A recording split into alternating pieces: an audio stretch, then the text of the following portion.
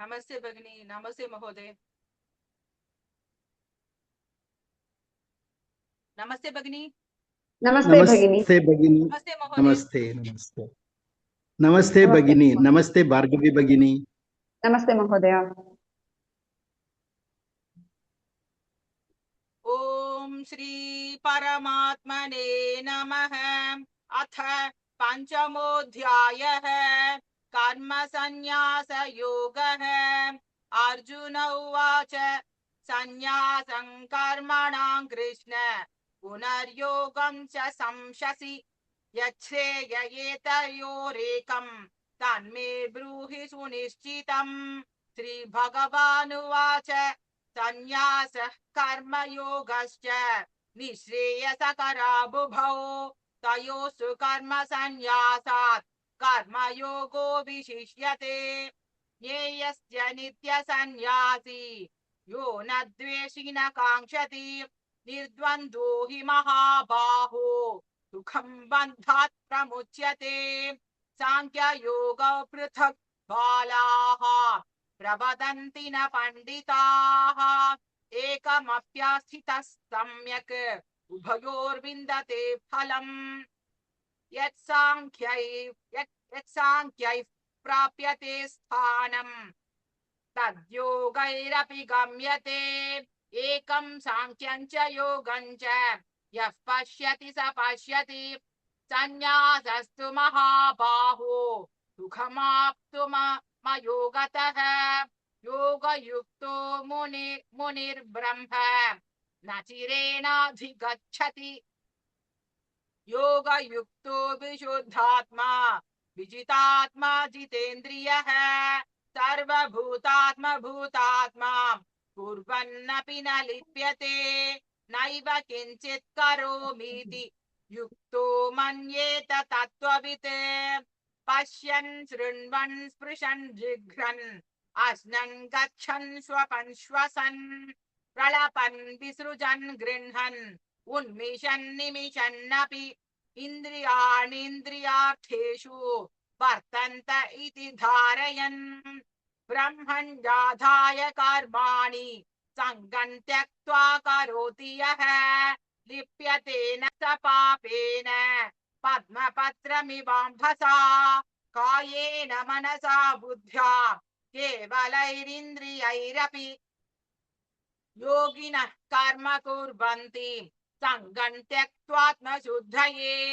युक्तः कर्मफलं त्यक्त्वा शान्तिमाप्नोति नैष्ठिकीम्। अयुक्तः कामकारेण फले सक्तो निबध्यते। सर्वकर्माणि मनसा सन्न्यस्यास्ते सुखौ वशी। नवद्वारे पुरे देहि नैव कुर्वन्न कारयन् न कर्तृत्वं न कर्माणि लोकस्य सृजति प्रभुः। न कर्मफलसंयोगम् स्वभावस्तुर्प्रवर्तते। नादत्ते कस्यचित् पापम् न चैव सुकृतौ विभुः। अज्ञानेनावृतं ज्ञानम् तेन मुह्यन्ति जन्तवः। ज्ञानेन तु तदज्ञानम् येषान्नाशितमात्मनः तेषामादित्यभिज्ञानम् प्रकाशयति तत्परम्।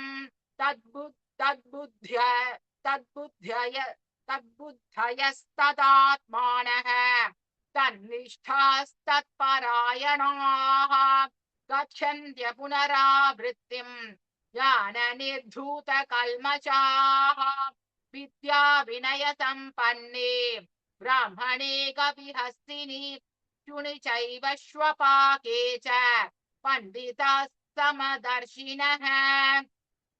इहैव तैर्जितः सर्गः येषां साम्ये स्थितं मनः निर्दोषं हि समं ब्रह्म तस्माद् ब्रह्मणि ते स्थिताः। न प्रहृष्येत् प्रियं प्राप्य नोद्विजेत् प्राप्य च प्रियं स्थिरबुद्धिरसम्मूढः ब्रह्मविद् ब्रह्मणि स्थितः। बाह्यस्पर्शेष्वसक्तात्मा विन्दत्यात्मनि यत्सुखम् स ब्रह्मयोगयुक्तात्मा सुखमक्षयमश्नुते ये हि संस्पर्शजा भोगाः दुःख योनय एव ते आद्यन्तवन्तः कौन्तेय न तेषु रमते बुधः शक्नोति हैव यस्रोढुम् प्राक्शरीरविमोक्षणात् कार्य कामक्रोधाद्भवौ वेगम् योगस्तुखी नरः योऽन्तःसुखोऽन्तरारामः तथान्तर्ज्योतिरेव यः स योगी ब्रह्मनिर्वाणम् ब्रह्मभूतोऽधिगच्छति लभन्ते ब्रह्मनिर्वाणम् ऋषयः क्षीणकल्मषः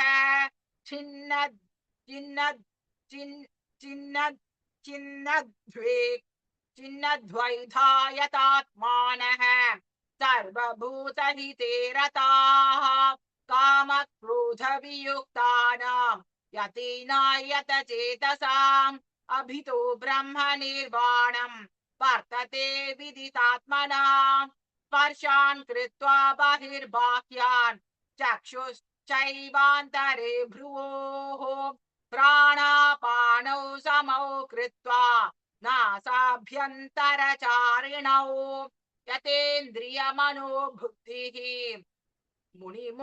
मुनिमोक्षपरायणः विगतेच्छा भयक्रोधः यः सदा भुक्त एव सः भोक्तारयज्ञतपसाम् सर्वलोकमहेश्वरम् सुहृदं सर्वभूतानां ज्ञात्वा मां शान्तिमृच्छति ॐ तत्सदिति श्रीमद्भगवद्गीतासु उपनिषत्सु ब्रह्मविद्यायां योगशास्त्रे श्रीकृष्णार्जुनसंवादे कर्मसन्न्यासयोगो नाम पञ्चमोऽध्यायः। ॐ तत्सत्। Nuradha Bhagini. Namaste, Mahoday. Hello. Can you hear me? Yes, sir. I can hear you, sir. I can hear you, sir. Okay. Very, very nice recitation, Bhagini. Very nice. The issue is you are so fast to make observations also, it is a challenge. You are very fast. Okay, right. Anyhow, here are very few observations. You please clarify those things. Okay. First thing is third shloka. First padam, can you please repeat? Yesya nitya sanyasi. Here, jne, ja, jne, nakara also should be heard clearly. Only ja is very significantly heard. Can you please repeat? Yesya nitya sanyasi. Okay, fine. Next, fourth shlokam, third padam begin. Ekamapyasthitah sama.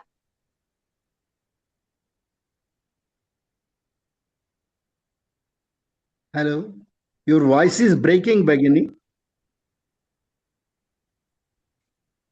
Fourth shlokam, third padam. Ekamapyasthitah samyak. Okay. Sthita, Mahaprana, little more stress you can give. Okay. Sthitah samyak. Okay. Ekamapyasthitah samyak. Ekamapyasthitah samyak. Fine, Bhagini. Fine. Next, fifth shlokam, first padam, Bhagini. Yat sankhyaif prapyate sthanam. You are telling uf or up. It's not clear. Yat sankhyaif prapyate sthanam. Yat sankhyaif prapyate sthanam. Yeah.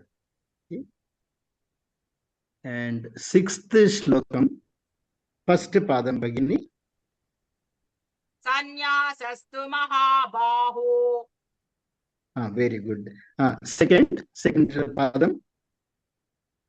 Dukkhamaptumayogataha. That Kha Mahaprana, it was missed first time. Okay, you can take care of that. Okay. 9th shlokam, third padam bagini. Indriyanendriyartheshu. Fine. Here also now Mahaprana came clearly. First time it was little lighter. Okay, bagini. And 12th shlokam, third padam. How much is, which is sloka Bhagana Mahoday? 12, shloka number 12, 12. third padam. Ayukta karma karena. First time the Visarga was missed, Bagini. Okay. Now, 14th shlokam, fourth padam. Prabhavastu pravartate. Here, Svabhavastu pravartate. Prabhavastu pravartate. Yes, Bagini. Good, very good. 16th, again same, that Jna. 16th, that Jna came 2 times here. Jnanena tu first padam. Can you repeat first padam? Jnanena tu tadajnanam. You see, the second Jna came very clearly. First Jna, okay, you have to put the same way. Okay, Bagini?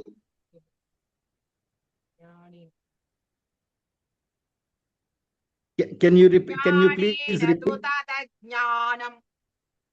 Fine, Bagini. Next, 16th, same. Okay, third padam, same. 17th, second padam, Bagini.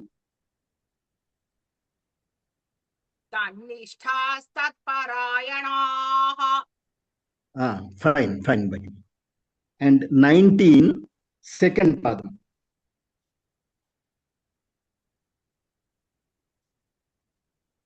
Yesham samye sthitam manaha. Here you have to apply Anuswara rule, Bagini. Yesha samye. Is, you have to introduce is before sa. Yesham samye sthitam manaha. You are reading Yesham. Actually, that Anuswara, you have to change to is. Yesha samye. Yesham samye sthitam manaha. Bhargavi Bagini, can you please help her? Mahoday, I think Anuswara rule, it will not apply over here, Mahoday. Esham only will come. Esham Samye. Yeah, Mahoday. Okay, then. Thank you. Okay. Sorry, Bagini. Okay. 19. 3. Third padam, can you repeat, Bagini? Nirdosham hi samam brahma. Fine. Very good. Very good. And 20, shloka number 20, first padam. Na praharishyet priyam prapya. Here that up, na prahrishya. Before pra, you have to say up. Na prahrishye priyam prapya. Okay. Na praharishyet priyam prapya. And 22nd, first padam Bagini. Yehi samsparshaja bhogaha. Fine, Bagini. Very nice. 22nd, third padam. Adyantavantha kaunteya. Fine. That Visarga came clearly now. Okay, very good. And 23, third padam. Amakrodhat bhavo vegam. Bagini here, krodho. You are reading Krodha. Kamakrodhat bhavo vegam. Correct, Bhagini. Correct. And 25, second pada. ऋषयः क्षीणकल्मषाः Can you please repeat? ऋषयः क्षीणकल्मषाः. First time you gave dirgha. Okay. Now it is correct, Bhagini. And 27. Can you repeat? 27, second pada. चक्षुश्चैवान्तरे भ्रुवोः. Before that letter ksha, k, chakshushchaivantare. चक्षुश्चैवान्तरे भ्रुवोः. Okay. Actually, wherever that ksha is coming, that k also should be introduced, Bhagini. Okay. Okay. And 27. Okay. Not 28, Bhagini. Second pada. मुनिर्मोक्षपरायणः. Also, ksha, same observation. Okay, Bhagini. Next, 28 second over, right. Okay, Bhagini. Okay, these are the few observations. You please take care of them. Okay, Bhagini. Thank you very much. Bhargavi Bhagini, can you please take over? Yes, Mahodaya. Dhanyavadaha, Mahodaya. Everything has been almost covered by Mahodaya. Only one place, Thank Bhagini. Second shloka, second pada. That alone. Everything else was covered. निःश्रेयसकरा बुभौ. Wu bhau. Wu only you are reciting now, Bhagini. Wu. निःश्रेयसकरा उभौ. Yes, right. Dhanyavadaha. That's all. Nice recitation, Bhagini. Dhanyavadaha.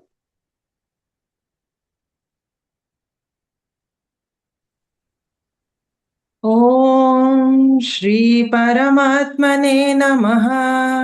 Shrimad Bhagavad Gita अथ पंचमोऽध्यायः कर्मसन्न्यासयोगः। अर्जुन उवाच सन्न्यासं कर्मणां कृष्ण पुनर्योगं च शंससि यच्छ्रेययेतयोरेकं तन्मे ब्रूहि सुनिश्चितम्।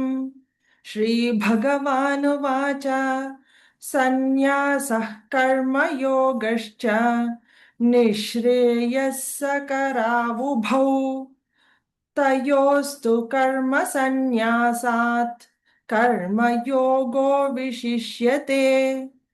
ज्ञेयः स नित्यसन्न्यासी यो न द्वेष्टि न काङ्क्षति निर्द्वन्द्वो हि महाबाहो सुखं बन्धात् प्रमुच्यते। सांख्ययोगौ पृथक् बालाः प्रवदन्ति न पण्डिताः एकमप्यास्थितः सम्यक् उभयोर्विन्दते फलम्। यत्साङ्ख्यैः प्राप्यते स्थानं तद्योगैरपि गम्यते। एकं साङ्ख्यं च योगं च यः पश्यति स पश्यति। एकं साङ्ख्यं च योगं च यः पश्यति स पश्यति। सन्न्यासस्तु महाबाहो दुःखमाप्तुमयोगतः योगयुक्तो मुनिर्ब्रह्मा न चिरेणाधिगच्छति। योगयुक्तो विशुद्धात्मा विजितात्मा जितेन्द्रियः सर्वभूतात्मा भूतात्मा कुर्वन्नपि न लिप्यते। नैव किञ्चित् करोमीति युक्तो मन्येत तत्त्ववित्। पश्यन् शृण्वन् स्पृशन् जिघ्रन् अश्नन् गच्छन् स्वपन् श्वसन् प्रलपन् विसृजन् गृह्णन् उन्मिषन्निमिषन्नपि इन्द्रियाणीन्द्रियार्थेषु वर्तन्त इति धारयन्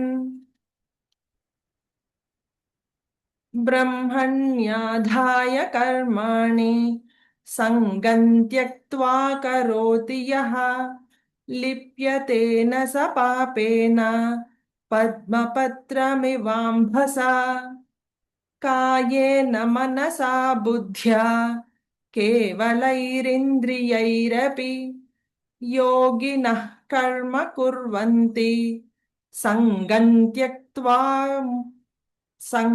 त्यक्त्वात्मशुद्धये युक्तः कर्मफलं त्यक्त्वा शान्तिमाप्नोति नैष्ठिकीम् अयुक्तः कामकारेण फले सक्तो निबध्यते सर्वकर्माणि मनसा सन्न्यस्यास्ते सुखौ वशी नवद्वारे पुरे देहि नैव कुर्वन्न कारयन् न कर्तृत्वं न कर्माणि लोकस्य सृजति प्रभुः न कर्मफलसंयोगम् स्वभावस्तु प्रवर्तते नादत्ते कस्यचित् पापम् न चैव सुकृतौ विभुः अज्ञानेनावृतं ज्ञानम् तेन मुह्यन्ति जन्तवः ज्ञानेन तु तदज्ञानम् येषान्नाशितमात्मनः तेषामादित्यवज्ञानम् प्रकाशयति तत्परम् तद्बुद्धयस्तदात्मानः तन्निष्ठास्तत्परायणाः गच्छन्त्या पुनरावृत्तिम् ज्ञाननिर्धूतकल्मषाः विद्याविनयसम्पन्ने ब्राह्मणे गविहस्तिनि शुनि चैव श्वपाके च पण्डिताः समदर्शिनः इहैव तैर्जितः सर्गः येषां साम्ये स्थितं मनः निर्दोषं हि समं ब्रह्म तस्माद् ब्रह्मणि ते स्थिताः न प्रहृष्येत् प्रियं प्राप्य नोद्विजेत् प्राप्य चाप्रियम् स्थिरबुद्धिरसम्मूढः ब्रह्मविद् ब्रह्मणि स्थितः बाह्यस्पर्शेष्वसक्तात्मा विन्दत्यात्मनि यत् सुखम् स ब्रह्मयोगयुक्तात्मा सुखमक्षयमश्नुते ये हि संस्पर्शजा भोगाः दुःखयो नययेव ते आद्यन्तवन्तः कौन्तेय न तेषु रमते बुधः शक्नोति हैव यः सोढुम्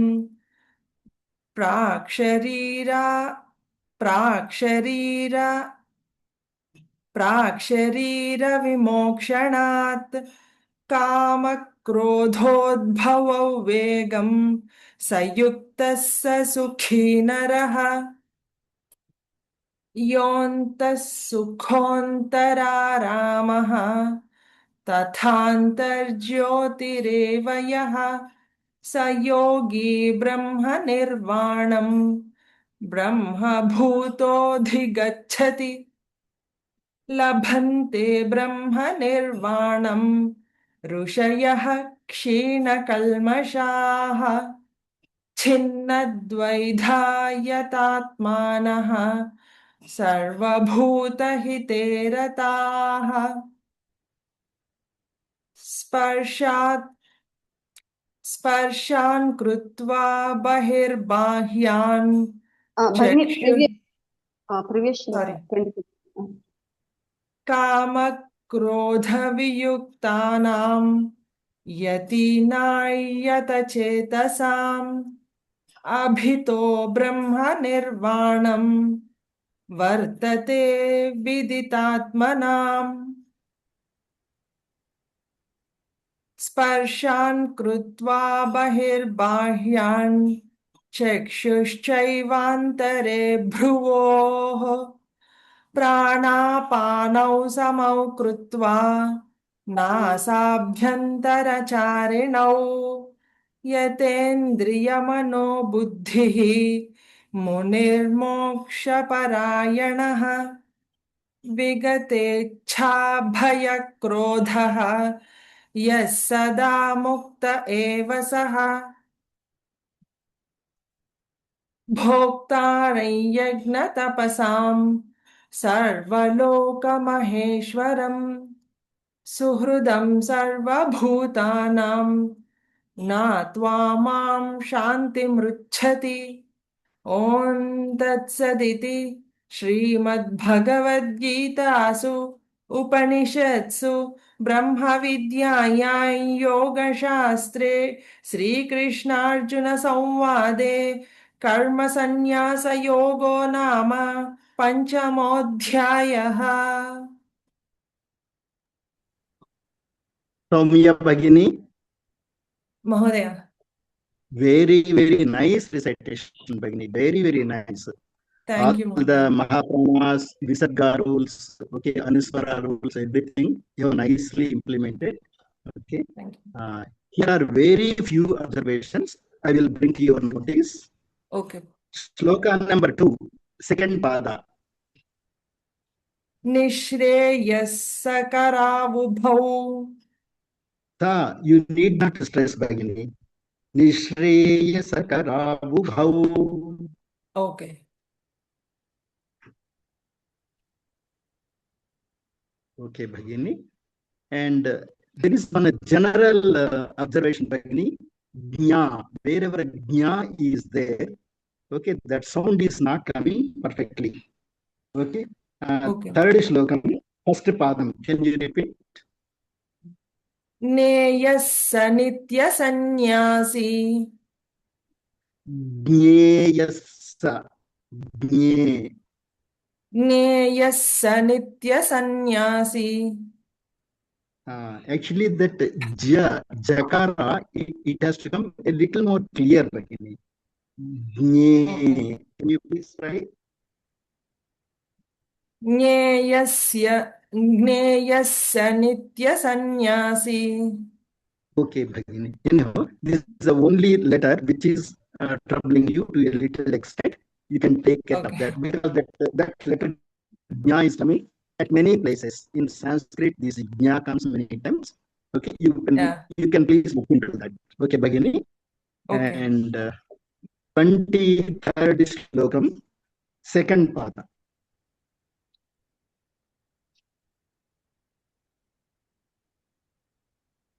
प्राक्शरीरविमोक्षणात् Okay, fine, Bhagini.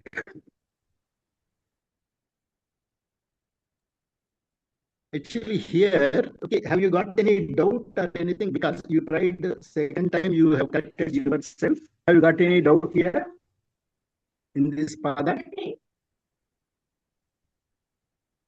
No, Mahadaya. Okay, fine. Very nice then. Fine. Next, 28th, third pada, Bhagini.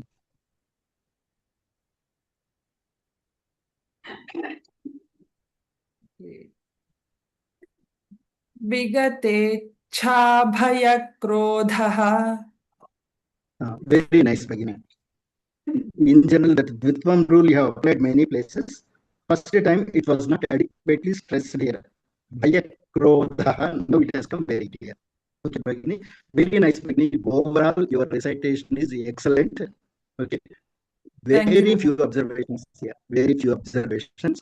Only my request is, if possible, you can try to improvise on that. Okay, Bhagini? Sure. Thank you very much. Bhagyavi Bhagini, can you please take over? Yes, Mahodaya. Dhanyavadaha, Mahodaya. Very nice recitation, Soumya Bhagini, as Mahodaya said. Excellent Thank you, recitation. Bhagini. Very slow and steady. Very nice. Thank you. Bhagini. That nya sound, as Mahodaya said, in that 15th shloka also, third pada. You can, because of that sound only, you can Okay. practice that. Then one more, 17th shloka, third pada. That alone, Bhagini.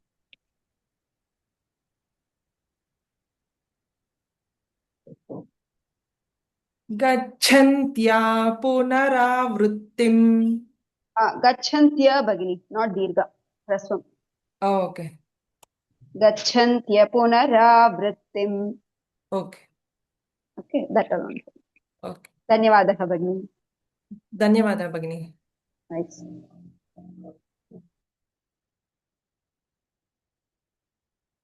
ఓం శ్రీ పరమాత్మనే నమః.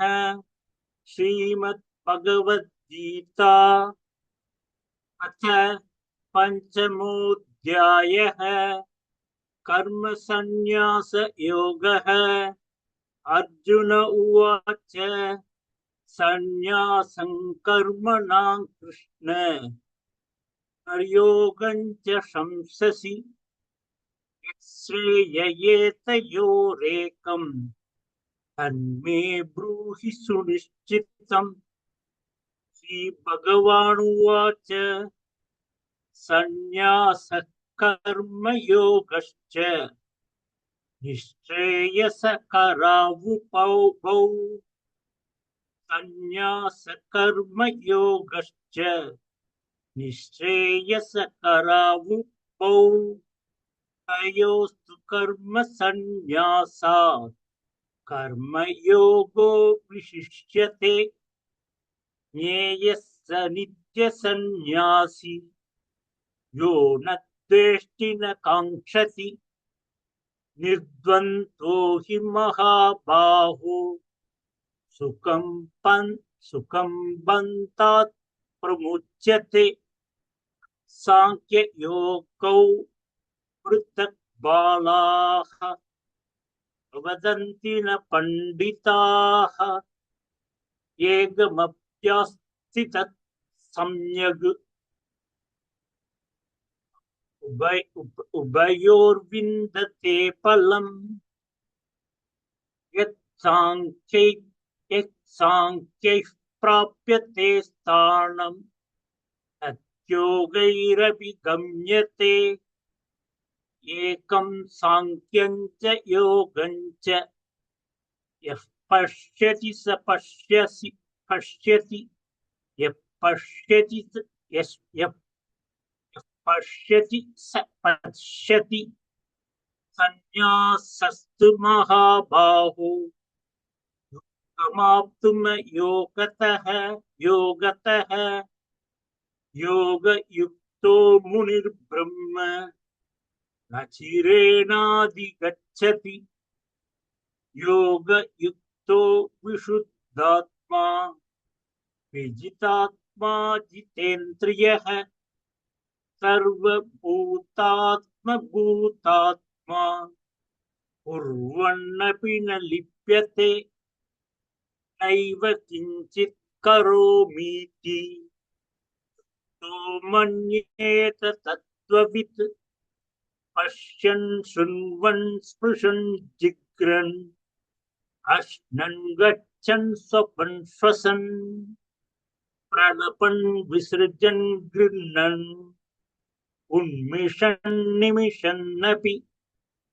ఇంద్రియాణీంద్రియార్థేషు వర్తంత ఇతి ధారయన్ మన్యాదాయ కర్మాణి సంగం త్యక్త్వా కరోతి యః లిప్యతేన స పాపేన పద్మపత్రమివాంబసా. కాయేన మనసా బుద్ధ్యా కేవలైరింద్రియై केवलैरिन्द्रियैरपि योगिनः कर्म कुर्वन्ति सङ्गं त्यक्त्वात्मशुद्धये युक्तः कर्म फलं त्यक्त्वा शान्तिमाप्नोति नैष्ठिकीम् अयुक्तः कामकारेण फले सक्तो निबध्यते सर्वकर्माणि मनसा सन्न्यस्यास्ते सुखौ वशी नवद्वारे पुरे देहि नैव कुर्वन्न कारयन् न कर्तृत्वं न कर्माणि लोकस्य सृजति प्रभुः न कर्मफलसंयोगं स्वभावस्तु प्रवर्तते नादत्ते कस्यचित् पापं न चैव सुकृतौ विभुः अज्ञानेनावृतं ज्ञानं तेने मुह्यन्ति जन्तवः ज्ञानेन तु तत् ज्ञानं येषान्नाशितमात्मनः तेषामादित्यवत् ज्ञानं प्रकाशयति तत्परम् तद्बुद्धस्यस्तात्मानः तन्निष्ठास्तत्परायणाः गच्छन्त्य पुनरावृत्तिम् ज्ञाननिर्धूतकल्मषाः विद्याविनयसम्पन्ने ब्राह्मणे गविहस्तिनि शुनिचैव स्वपाके च पण्डिताः समदर्शिनः इहैव तैर्जितः सर्गः येषां साम्ये स्थितं मनः निर्दोषं हि समं ब्रह्म तस्मात् ब्रह्मणि ते स्थिताः न प्रहृष्येत् प्रियं प्राप्य नोद्विजेत् प्राप्य चाप्रियं नोद्विजेत् प्राप्य चाप्रियं स्थिरबुद्धिरसम्मूढः ब्रह्मविद् ब्रह्मणि स्थितः बाह्यस्पर्शेष्वसक्तात्मा विन्दत्यात्मनि यत् सुखम् स ब्रह्मयोगयुक्तात्मा सुखमक्षयमश्नुते ये हि संस्पर्शजा भोगाः दुःखयोनो य एव ते आद्यन्तवन्तः कौन्तेय न तेषु रमते बुधः शक्नोति हैव यः सोढुम् प्राक्शरीरविमोक्षणात् कामक्रोधोद्भवो वेगम् सयुक्तः स सुखी नरः योऽन्तः सुकोऽन्तरा रामः सदान्तर्ज्योतिरेव च सदान्तर्ज्योतिरेव यः स योगी ब्रह्मनिर्वाणम् ब्रह्मभूतोऽधिगच्छति लभन्ते ब्रह्मनिर्वाणम् ऋषयः क्षीणकल्मषाः छिन्नद्वैतायदात्मानः सर्वभूतहिते रताः कामक्रोधवियुक्तानां यदि नायतचेतसाम् अभितो ब्रह्मनिर्वाणम् वर्तते विदितात्मनाम् स्पर्शान् कृत्वान् बहिर्बाह्याम् चक्षुश्चैवान्तरे भ्रुवोः प्राणापानौ समौ कृत्वा नासाभ्यन्तरचारिणौ यतेन्द्रियमनोबुद्धिः निर्मोक्षपरायणः विगतेच्छाभयक्रोधः यः सदा मुक्त एव सः भोक्तारयज्ञतपसाम् सर्वलोकमहेश्वरम्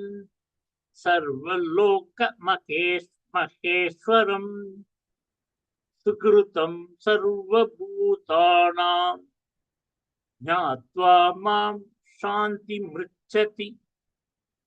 ओम तत्सदिति श्रीमद्भगवद्गीतासु उपनिषत्सु ब्रह्मविद्यायां योगशास्त्रे श्रीकृष्णार्जुन संवादे कर्मसन्न्यासयोगो नाम पंचमोऽध्यायः।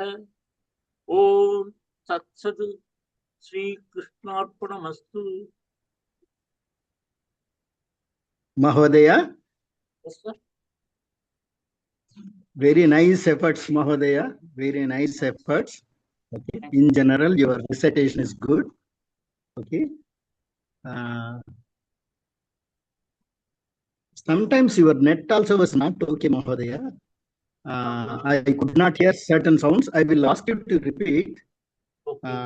Mahodaya, Yes, sir. Shloka number 1, first pada. संन्यासं कर्मणां Krishna. Fine, Mahodaya. Second shloka, first pada.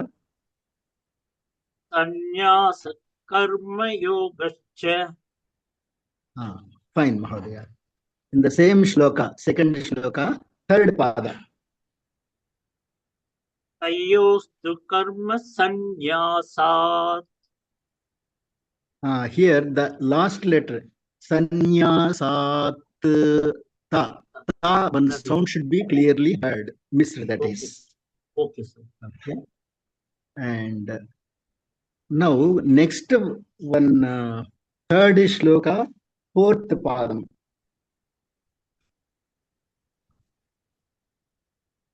संबंधात् प्रमुच्यते। Mahodaya, here at two places, Mahaprana. Sukham bandhat pramuchyate. Actually, as far as the Mahaprana.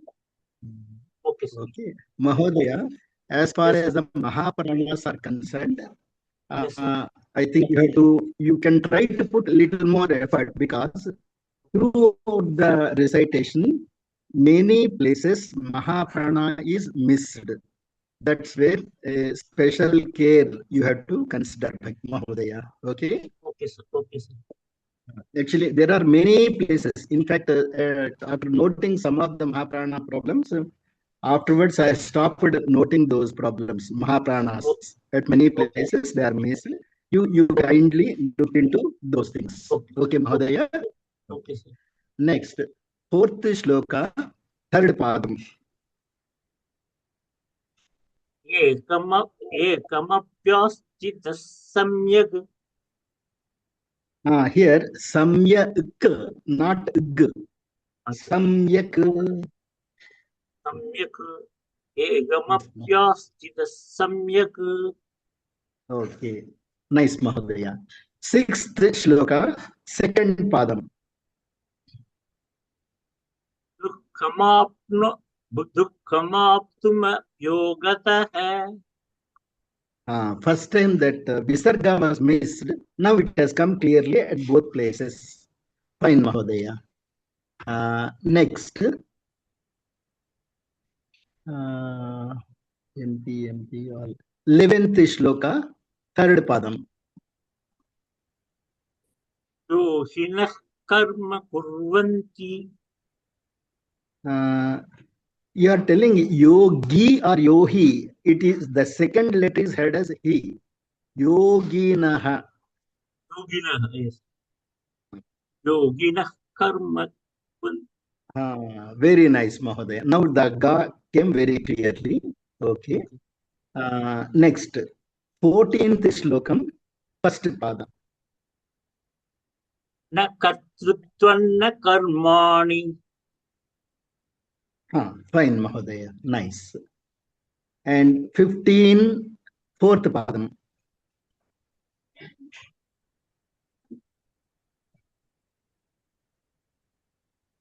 Tena muhyanti jantavaha. First time you read as tene. Okay, now it has come correctly. Okay. 17, first pada.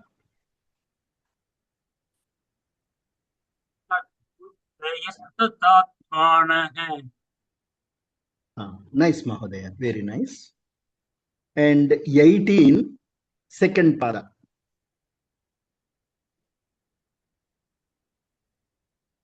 Brahmane gavishastini. Mahodaya, here the second letter is a samyukta akshara, combination of ha and ma. Yes, sir. Brahma, Brahma, ha Brahma. also should be heard. That hakara is missing in your recitation. Can you please try again? Brahmane gavishastini. Excellent, Mahodaya. Yes, Mahodaya. Correct. Perfect. Perfect. And 19th, first pada, can you please repeat? Ihaiva tairjita sargaha. Nice, Mahodaya. Nice. 21st shloka, fourth padam.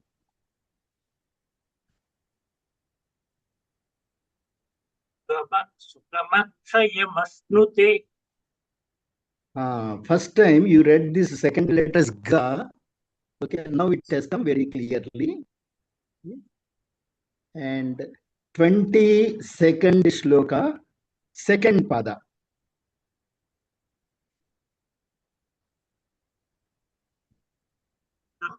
Yonaya yevate. Fine, Mahodaya. First time you read as yono. It is now only. Now you read correctly, Mahodaya. Next, 23rd, first pada. Noti haiva yastodu. Ti is dirgha. Now it has come. First time you read as hrasva. Next, in the same shloka, third padam, can you please repeat? Kama krodotbhavav vegam. Correct, Mahodaya. Correct. And 24th shloka, fourth pada, it is the same observation, Mahodaya. Brahma, here also, was not heard. Brahmabhutoti gacchati. Yes, Mahodaya. Thank you. Nice. And 26, second pada. Yatinayata chetasam. Very good. Here also the yati dirgha was missed. Now it has come clearly. Very nice, Mahodaya. And 27, first pada. Arshan kritva bahirbhahyan. Bahyan. That last in you have to. Sorry. Arshan kritva bahirbhahyan. Very nice, Mahodaya. And 29, third, can you please repeat? Sukhrutam sarvabhutanam. Can you please repeat, Mahodaya? I couldn't hear. Sukhrutam sarvabhutanam. Fine, Mahodaya. Perfect. Okay. Nice, Mahodaya. So, as I told, your all other places, all other rules, everything you have nicely implemented. Anuspara rules, Visarga rules, everything is okay. Only thing is your Mahapranas, they need your special consideration and attention, Mahodaya. Okay, sir. Okay. Fine, Mahodaya. Thank you. Thank you, sir. Bhargavi Bhagini, can you please take over? Yes, Mahodaya. Dhanyavadaha, Mahodaya. Nice recitation, Gurumurthy Mahodaya. Except Thank you, for sir. that Mahaprana, you can concentrate on that. Everything has been covered by Madhusudan Mahodaya. Thank you, Mahodaya. Dhanyavadaha. Thank you. Thank you. Dhanyavadaha. Thank you, Mahodaya. Thank you, ma'am. Thank you, sir.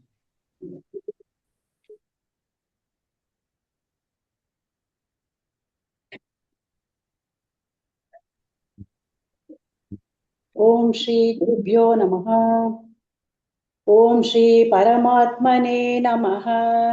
Shrimad Bhagavad Gita अथ पंचमोऽध्यायः कर्मसन्न्यासयोगः।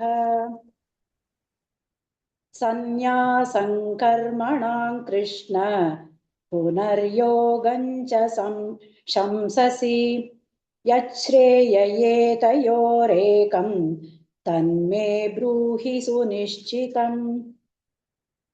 श्रीभगवानुवाच सन्न्यासः कर्मयोगश्च निःश्रेयसकरावुभौ तयोस्तु कर्मसन्न्यासात् कर्मयोगो विशिष्यते।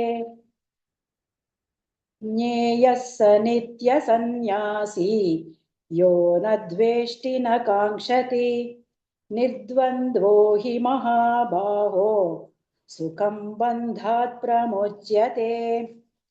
सांख्ययोगौ पृथक् बालाः प्रवदन्ति न पण्डिताः एकमप्यास्थितः सम्यक् उभयोर्विन्दते फलम्।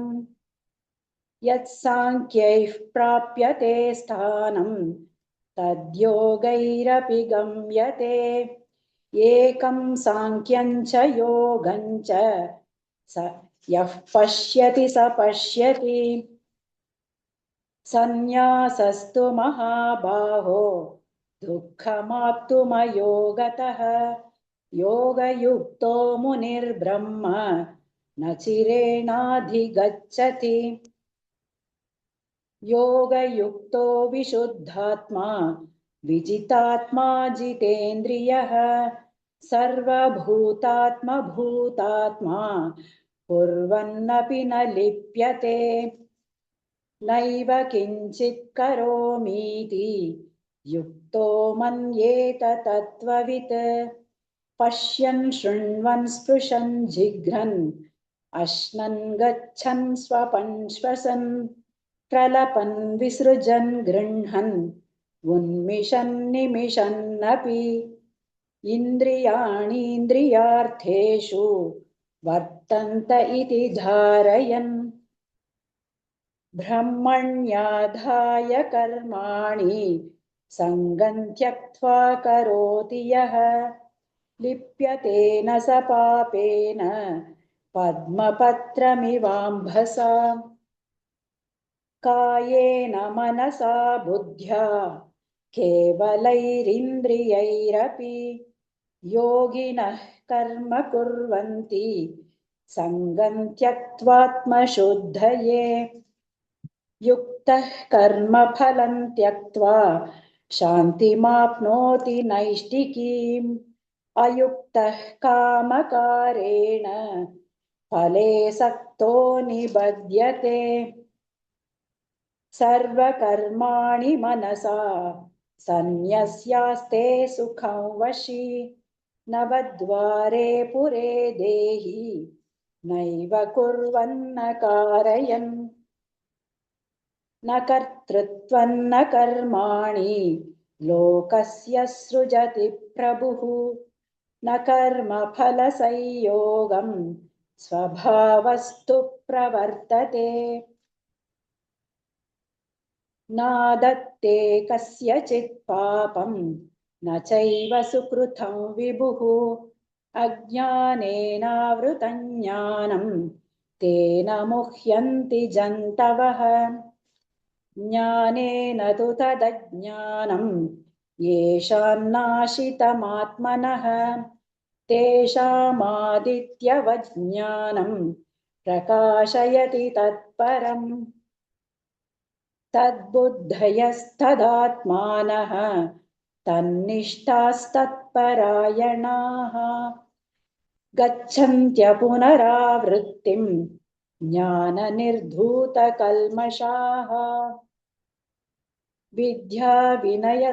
विद्याविनयसम्पन्ने ब्राह्मणे गविहस्तिनि शुनि चैव श्वपाके च पंडिताः समदर्शिनः इहैव तैर्जितः सर्गः येषां साम्ये स्थितं मनः निर्दोषं हि समं ब्रह्म तस्माद् ब्रह्मणि ते स्थिताः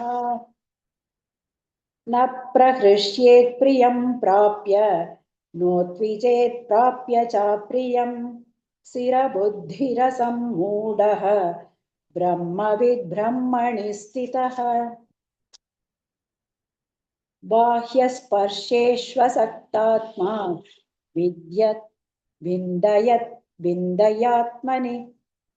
विन्दत्यात्मनि यत्सुखं सब्रह्मयोगयुक्तात्मा सुखमक्षयमश्नुते ये हि संस्पर्शजा भोगाः दुःखयोनय एव ते आद्यन्तवन्तः कौन्तेय न तेषु रमते बुधः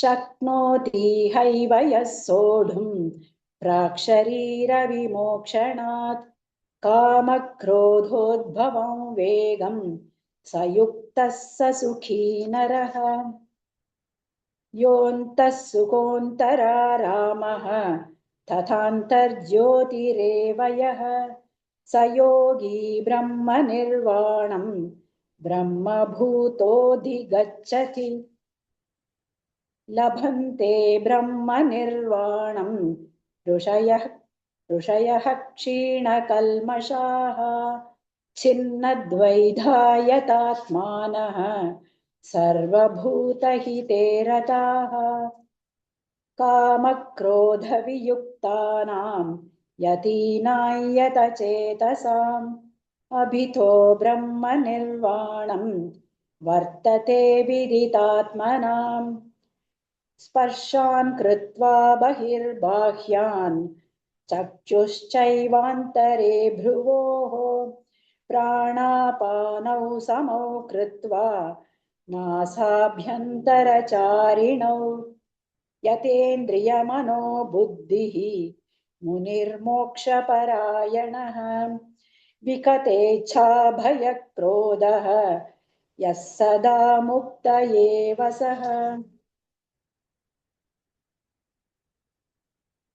भोक्तारयज्ञतपसां सर्वलोकमहेश्वरं सुहृदं सर्वभूतानां ज्ञात्वा मां शान्तिमृच्छति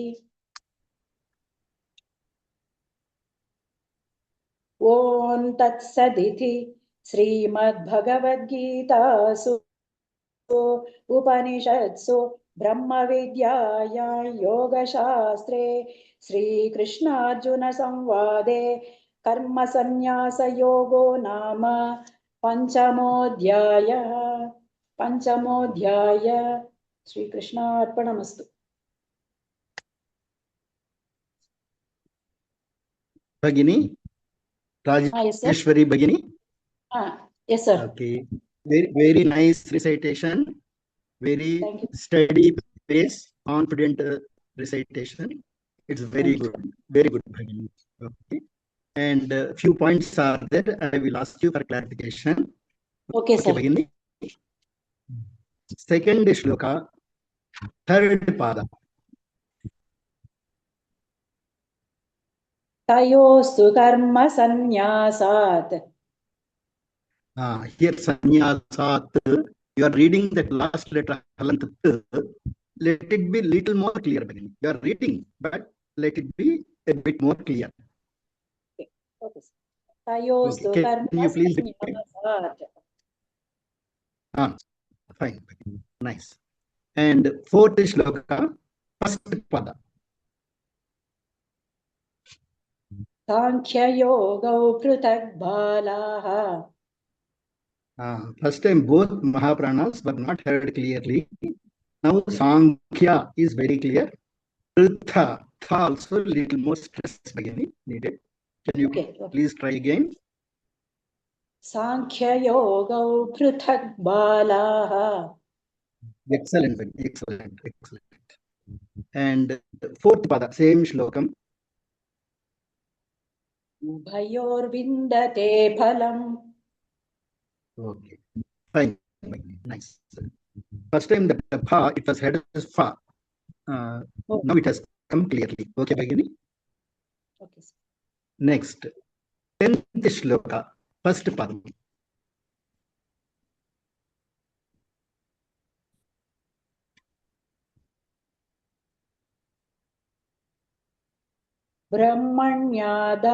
Brahmanyadhaya karmani. Okay, nice beginning. Actually, one general observation as far as this Brahmanya, wherever this bra is coming, you are stressing. I think you are doing without your knowledge. Now it has come clearly. Okay, okay, right.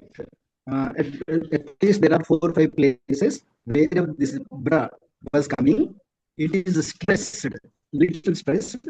Please see that it is treated as alpha prana only, as you read now. Okay, Bhagini? Okay, sir. Next, 12th, second pada.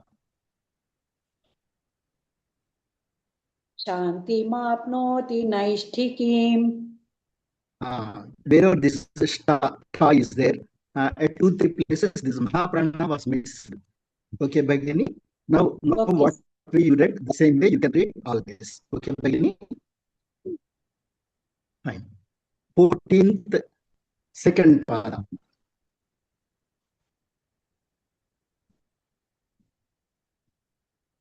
Lokasya srujati prabhu. Here, lokasya srujati prabhu.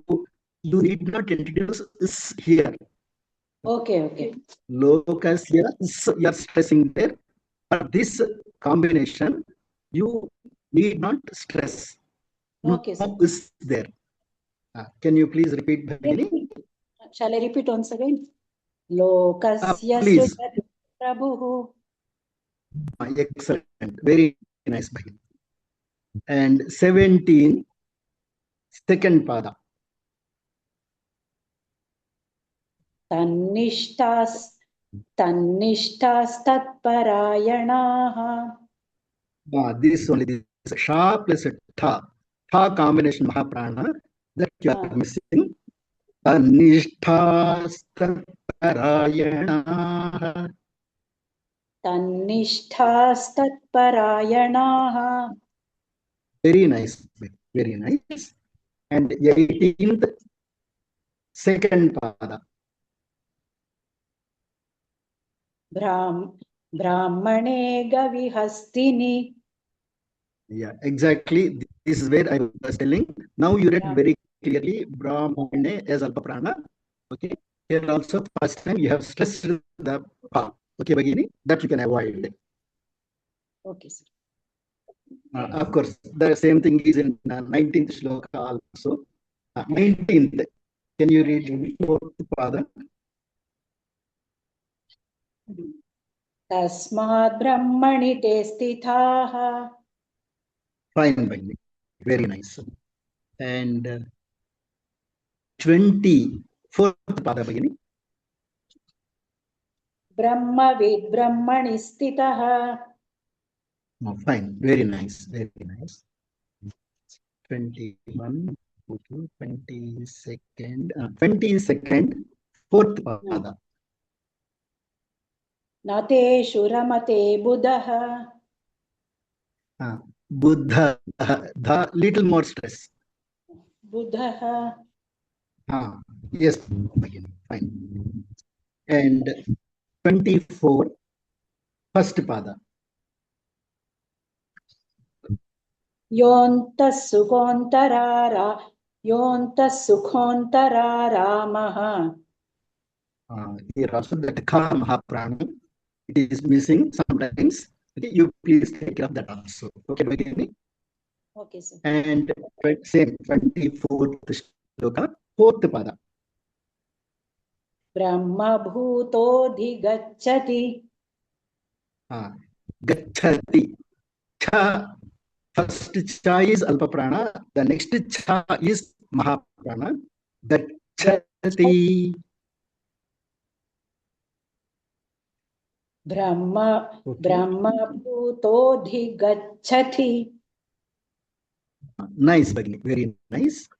25, third padam. छिन्नद्वैधायतात्मानः Cha, that cha Mahaprana was missed first time. Now it came very clearly. Okay, Bhagini. And 26, first pada. कामक्रोधवियुक्तानाम् Here Kama, Kama, Krodha. You can introduce more significantly. कामक्रोधवियुक्तानाम् Okay, fine, Bhagini. 28, third pada, Bhagini. विगतेच्छाभयक्रोधः Fine, Bhagini. Nice. Next, can you read that Iti Srimad Bhagavad Gita? So can you please read again? ॐ तत्सदिति श्रीमद्भगवद्गीतासु उपनिषत्सु ब्रह्मविद्यायां योगशास्त्रे श्रीकृष्णार्जुनसंवादे Here only, Bhagini. Vidyaya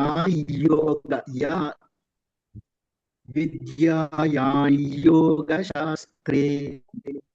ब्रह्मविद्यायां योगशास्त्रे Yeah, okay. Nice. Fine, Bhagini. But in general, your recitation is very, very nice, Bhagini. Almost many Anuswara rules, Visarga rules, nicely you have recited. And study pace also very nice, Bhagini. Dhanyavadaha. Thank you. धन्यवाद Bhargavi Bhagini. Yes, Mahodaya. Dhanyavadah, Mahodaya. Very nice recitation, Bhagini, Rajeshwari Bhagini. Nice command over the this one. Yeah, shlokas, all very nice, very steady pace. Yeah.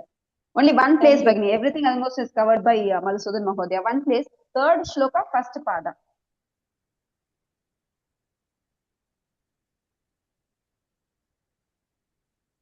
ज्ञेयः स नित्यसन्न्यासी Okay, Bhagini. That's it. Now it is fine. Dhanyavadah, Bhagini. Thank you. Thank you, ma'am. Thank you, ma'am. God bless you. Thank you, ma'am. Thank you, Bhagini. Thank you.